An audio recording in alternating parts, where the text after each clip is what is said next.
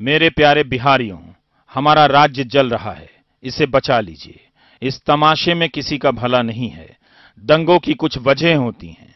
उसने पहले फेंका तो उसने बाद में ये कहा।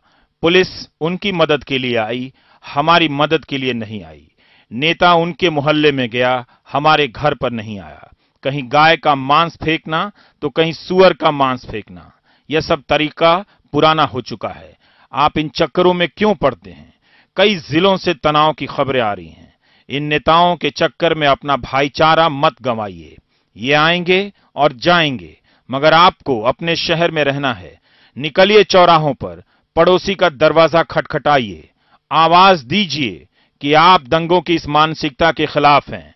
आप हिंदू हों या मुसलमान, थाना, पुलिस और मंदिर मस्जिद कर कहीं नहीं पहुंचेंगे। आपके बच्चों पर मुकदमे हो जाएंगे, आप पर हो जाएंगे।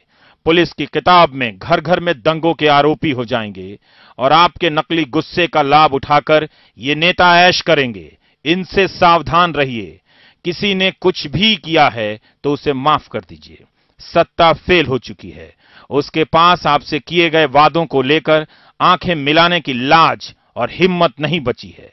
वो नहीं आ सकते हैं चीखते हुए कि देखो ये वादा किया था, वो निभा दिया है। उन्हें दंगों की लपटों से उठते हुए धुएं का बहाना चाहिए ताकि उसकी आड़ में छिपकर आपका वोट ले जाएं। घर आपका जल रहा होगा, ताज उनके सिर पर चमक रहा होगा। इसके खिलाफ या उसके खिलाफ आपके तर्क सही होंगे, मगर आपसी बहस को नफरत में मत बदलने दीजिए। खूब गिला शिकवा निकालिए, मगर दुकानों को मत जलाइए। किसी पर पत्थर मत फेंकिए, किसी की जान मत लीजिए। आप देखिए आपके कॉलेजों की क्या हालत है। लाखों छात्रों का बीए नहीं हो रहा, किसी की इंजीनियरिंग नहीं हो रही, किसी को नौकरी नहीं मिल रही है। और बहुत चालाकी से ये नेता आप नौजवानों को हिंदू और मुसलमान में उलझा चुके हैं। आपको दंगाई बनाया जा रहा है। आप चाहे हिंदू हों या मुसलमान हों, दंगाई बनने से रोकिए खुद को। मुकदमे वापस लीजिए और गले मिल जाइए। आप एक अच्छे नागरिक हैं।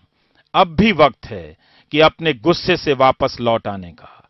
अब भी वक्त है वहीं छोड़कर गले मिल जाने का। नेता आपका घर जला रहा है तो आप कहां हैं? बिहार कहां है? आप लोग बाहर निकलिए, इस राज्य को बचा लीजिए। नेताओं को अब सशक्त वोटर नहीं चाहिए, उन्हें दंगों में उलझा हुआ वोटर चाहिए जो उनके वादों का हिसाब न पूछे, बल्कि अपनी किसी अनजान सुरक्षा के लिए निर्भर हो जाए। उम्मीद है आप खुद को समझाने का एक मौका देंगे, खुद को दंगाई बनाने का कोई मौका नहीं देंगे। आपका रवीश कुमार।